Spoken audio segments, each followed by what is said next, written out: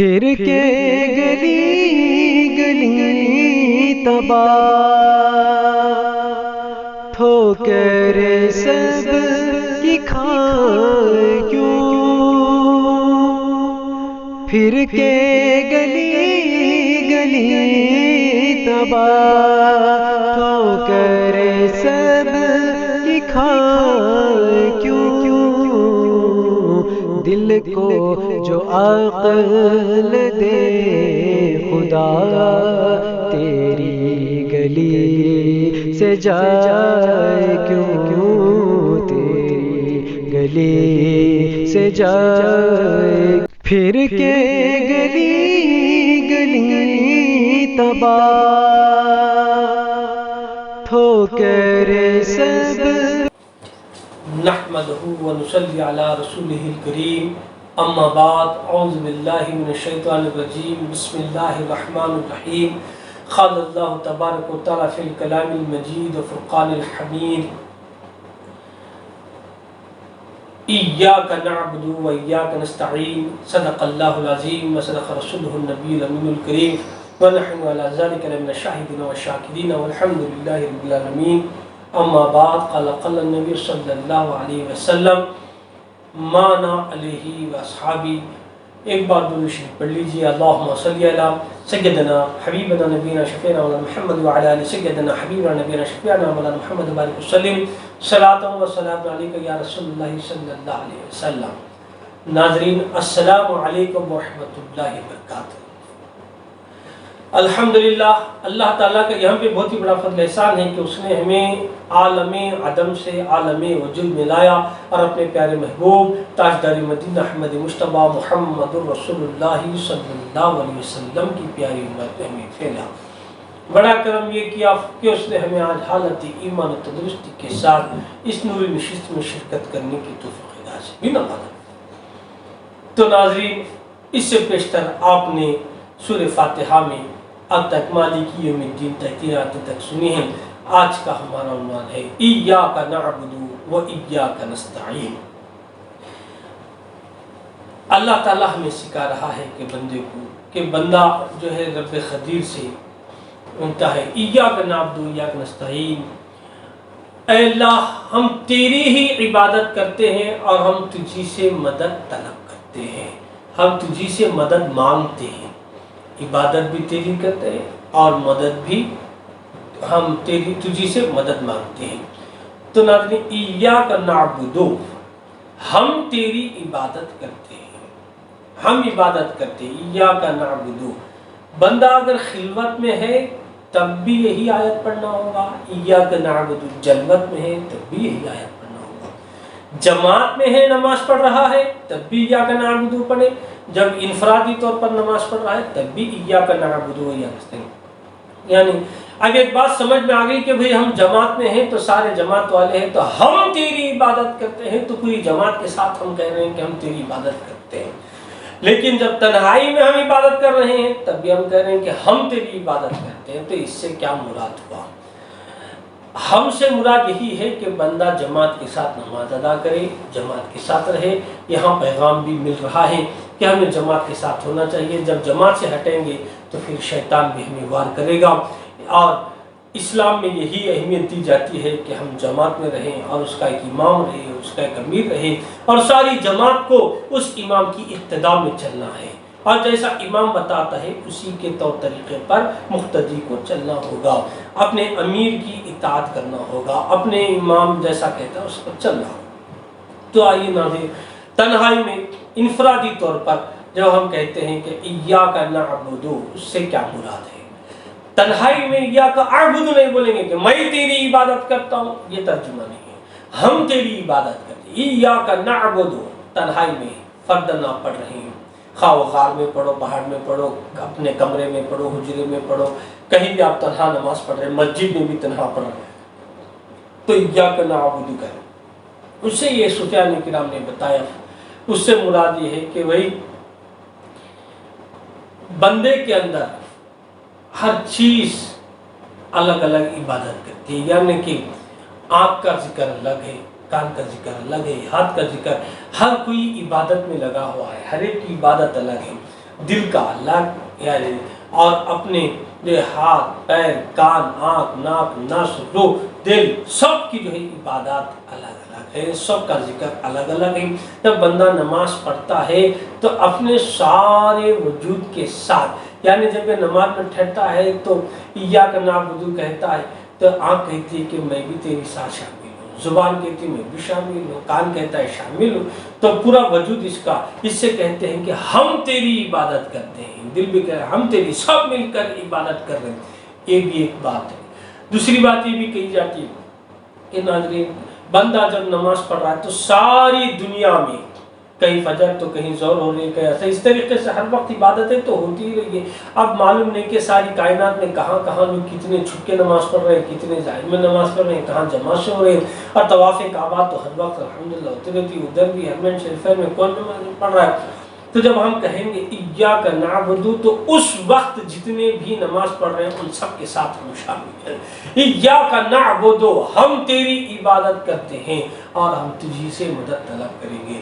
تو ایاک نعبد سے مراد کہ ناظرین ہم اللہ ہی کی عبادت کرتے ہیں، اللہ کے سوا کسی کی عبادت نہیں کرتے ہیں، مگر عبد بندے کو سمجھنا چاہیے جس کی میں عبادت کر رہا ہوں وہ میرا معبود کون ہے، وہ میرا معبود حقیقی کیسا ہے، وہ میرا پروردگار عالم جس کی میں عبادت کر رہا ہوں وہ میرا معبود کیسا ہے۔ اللہ تعالیٰ کے بارے میں، معبود حقیقی کے بارے میں وہ بھی جاننا ضروری ہے۔ ناظرین اپنے اپنے بزرگوں سے، اپنے علماء سے، مشائخ سے بیٹھ کر معبود حقیقی کے بارے میں بھی جانیں اور یہ بھی عبادت کا بھی درس لیں تاکہ ہم اپنی زندگی میں صحیح طور پر ہم بندگی بجا لا سکیں۔ وہ ایاک نستعین، وہ ایاک نستعین ہم تجھی سے مدد طلب کرتے ہیں، ہم اللہ ہی سے مدد طلب کرتے ہیں۔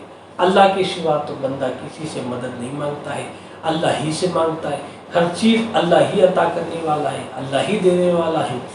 لیکن ناظرین یہ اسباب کی دنیا ہے، اسباب کی دنیا میں اگر ہم اسباب سے اللہ تعالیٰ سے مانگتے ہیں، اللہ تعالیٰ ہمیں اسباب سے دے رہا ہے تو اس کو شرک اور بدعت نہیں کہا جاتا۔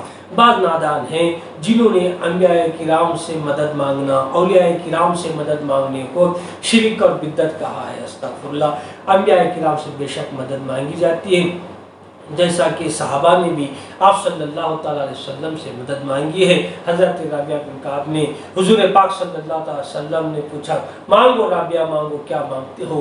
تو آپ نے کہا یا رسول اللہ صلی اللہ علیہ وسلم آپ کی رفاقت ہمیں یہاں بھی چاہیے، جنت میں بھی چاہیے، کیا چاہیے؟ تو انہوں نے رفاقت مانگی، انہوں نے سنگت مانگی۔ تو ناظرین آپ صلی اللہ تعالیٰ وسلم سے مانگا ہے، اور جو بھی سائل آپ صلی اللہ علیہ وسلم کی بارگاہ میں آتا ہے، آپ صلی اللہ علیہ وسلم کسی کو دھتکاتے نہیں ہے، یعنی کہ کسی کو جو بھی سائل آتا ہے میرے محبوب اس سائل کو پورا کر کے وہاں سے بھیجتے ہیں۔ تو مدد مانگنا، نبی سے مدد مانگنا جائز ہے۔ نادان کہتے ہیں کہ اللہ کے سوا کسی سے مدد مانگنا شرک، استغفر اللہ۔ نہیں ناظرین ہم نبی سے مانگو، صحابہ یا اولیاء اللہ سے، صالحین سے اگر ہم مدد مانگیں گے یہ مدد اللہ ہی کی مدد ہے۔ ولی نبی جو مدد کر رہے ہیں اللہ کی عطا ہی سے مدد کر رہے ہیں، یہ شرک نہیں ہے ناظرین، کیونکہ اللہ تبارک و تعالیٰ نے آپ صلی اللہ علیہ وسلم کو، خود انبیاء کو، اولیاء اللہ کو اور حضور پاک صلی اللہ علیہ وسلم کے سلے سے ان کے کل امت کے کل اولیاء اللہ کو اللہ تعالیٰ نے وہ طاقتیں دی ہے۔ ہم جب مدد مانگتے ہیں ان سے اللہ تعالیٰ وہ پورا فرماتا ہے۔ جیسا اب آج نادان کہتے ہیں کہ بھئی مدد مت مانگو، اللہ سے مدد مانگو نا، اللہ سے کرو نا، یہ وسیلہ کہاں ہے، یہ انبیاء سے کیسا مانگنا ہے؟ استغفر اللہ، اولیاء کرام سے مدد مانگنے کا یہ کہا ہے، اللہ ہی دینے والا ہے، سب کچھ اللہ ہی کرنے والا ہے۔ کیا آپ نے اس واقعے کو بھلا دیا؟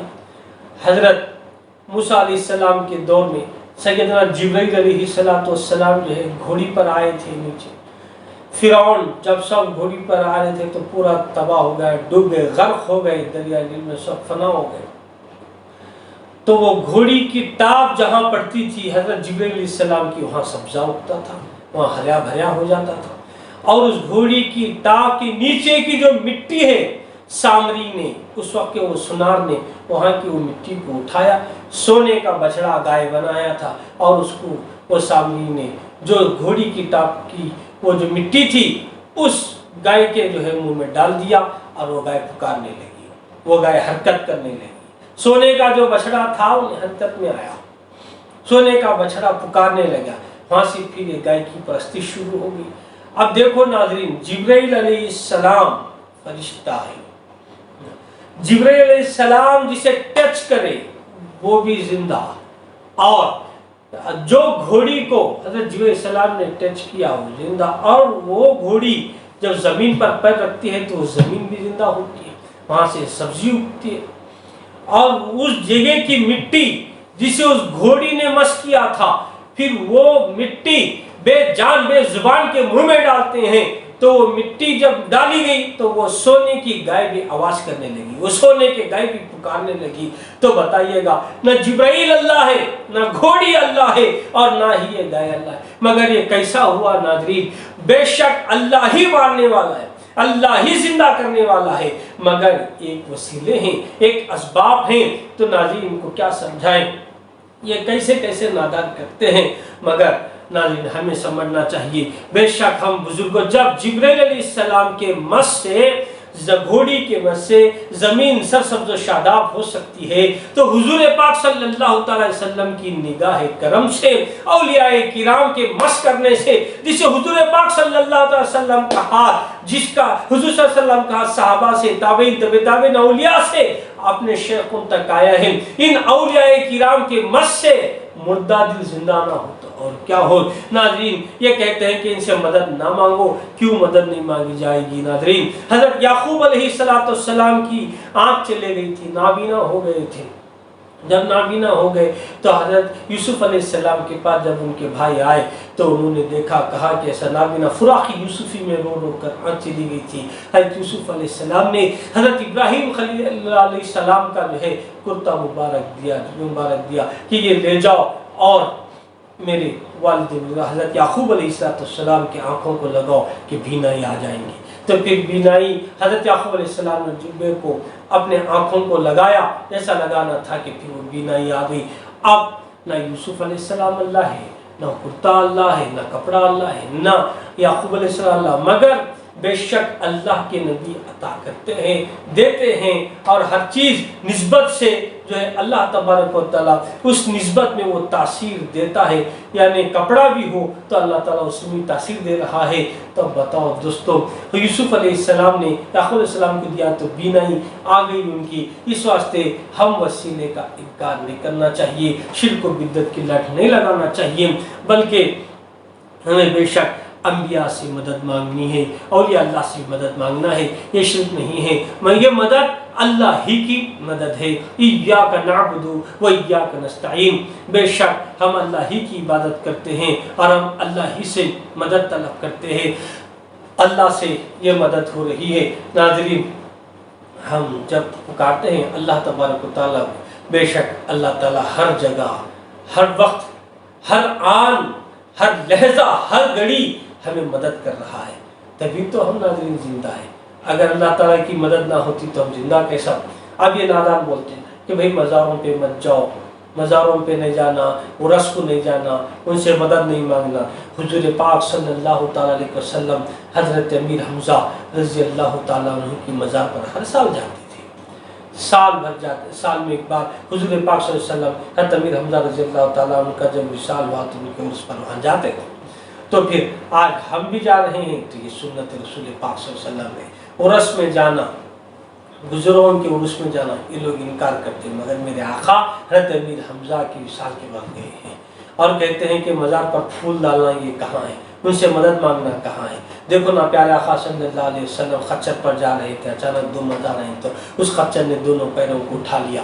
آپ صلی اللہ تعالی وسلم میرے آقا دیکھ رہے ہیں، اور پوچھا گیا کہ کیا ہے؟ صحابہ پوچھتے تو حضور صلی اللہ علیہ وسلم فرماتے ہیں یہ دونوں خبروں میں عذاب ہو رہا ہے۔ کیسا عذاب؟ ایک جو ہے پیشاب کے خطروں سے چھینٹے اڑتے تھے، ناپاک رہتا تھا، اور دوسرا چغل خوری کرتا تھا، ان دونوں سے ناپاک۔ تو ان کا عذاب بتا رہے ہیں، وہ کس واسطے ان کو عذاب ہو رہا ہے؟ دیکھو کتنے من مٹی ہے، 1000 من مٹی اندر شخصیت کو دفنایا گیا ہے، انسان کو دفنایا گیا، اس کے اندر بھی کیا ہو رہا ہے؟ یہ میری نبی کی آنکھ دیکھ رہی ہے، اتنے اندر بھی میرے حضور دیکھ رہے ہیں، اور کہہ رہے ہیں کہ انہیں عذاب ہو رہا ہے، عذاب ہو رہا ہے، یہ حال کا غیب ہے۔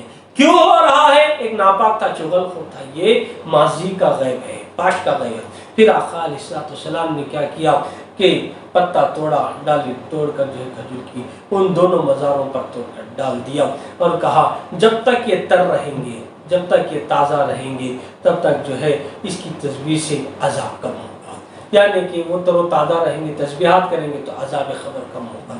تو اس سے ہم جو ہے پھول بھی اولیاء کرام کی مزاروں پر چڑھانا یہ شرک و بدعت نہیں ہے، یہ بھی میرے آقا کی سنت ہے، میرے آقا نے بتایا ہے۔